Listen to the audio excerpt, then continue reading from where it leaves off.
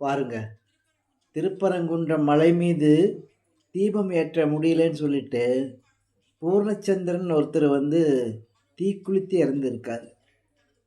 எவ்வளவு வேதனையான விஷயமா இருக்கு இல்லையாங்களா?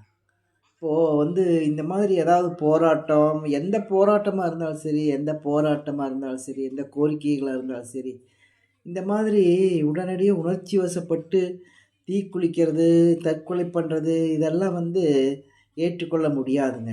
ஒரு குடும்பத்த விட்டுட்டு என்னதான் போராட்டத்தின் சட்டம் இருக்கு, தீர்ப்பு இருக்கு. சட்டத்தின் மூலமா நம்ம அணுகணுமே தவிர, அறத்தின் வழியா தான் போகணுமே தவிர, இந்த மாதிரி உணர்ச்சி பூர்வமா சில முடிவுகள உடனடியா அப்படி எடுக்கக்கூடாது.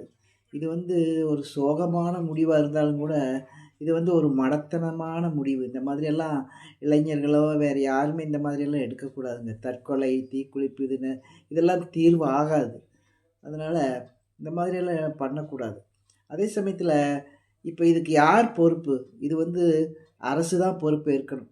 எப்படின்னு கேட்டீங்கன்னா, இவங்க இப்போ மக்கள் போராடுறாங்க அப்படின்னு சொல்லி நீங்க அனுமதி குடுக்க மாட்டேன்னு சொல்லிட்டீங்க. சரி அவங்க கோர்ட்ல போடுறாங்க. கோர்ட்ல போட்டு கோர்ட்ல தீர்ப்பு வந்துருச்சு. நீதிமன்றம் தீர்ப்பு வந்துருச்சு. மலையில தீபம் ஏற்றலாம்னு சொல்லிட்டு தீர்ப்பு வந்துருச்சு. சரி நீங்க என்ன பண்ணியிருக்கணும்? சரி ஒரு 10 பேராவது போய் அப்படியே விளக்கேத்திங்க. கோர்ட்ல தீர்ப்பு வந்துருச்சுங்கிற சாக்கு வச்சாவது அவங்கள தீபமேற்ற அனுமதிச்சிருக்கணும். அப்படி அனுமதிச்சிருந்தா, அந்த ஒரே நாள்ல அந்த வேலை முடிஞ்சிருக்கும். ஒரே நாள்ல அவங்க தீபம் ஏற்றிட்டு போயிருப்பாங்க. அப்புறம் அடுத்த வருஷம் தான் வரப்போறாங்க. இத ஊதி பெருசு பண்ணுனது யாரு? அரசு தான். அப்போ இத அரசு தான் பொறுப்பு எடுத்துக்கணும். இந்த சாவுக்கும் அரசு தான் பொறுப்பு எடுத்துக்கணும். ஏன்னா, அது அன்னைக்கே முடிச்சிருந்தா அன்னைக்கே முடிஞ்சிருக்குமே!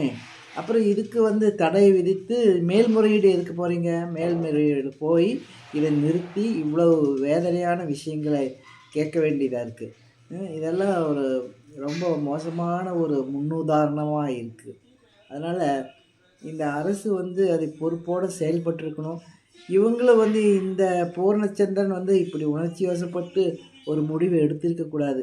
எந்த போராட்டமானாலும், எந்த குறைபாடானாலும், அதுக்கு சட்டத்தின் மூலமாக தான் நம்ம தீர்ப்பு அ முடிவு பண்ண முடியுமே தவிர, இந்த மாதிரி அவசரப்பட்டு எந்த காரியங்களும் செய்யக்கூடாது. எந்த கட்சியினா இருந்தாலும் சரி, வேற எந்த அ சமூக காரியங்கள்லயும் இந்த மாதிரி பண்ணக்கூடாது.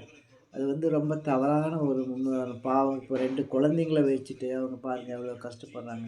இதுக்கு அரசாங்கம் ஏதாவது நிவாரணம் உரிய நிவாரணத்தை குடுத்து அந்த குடும்பத்தை காப்பாத்தணும்.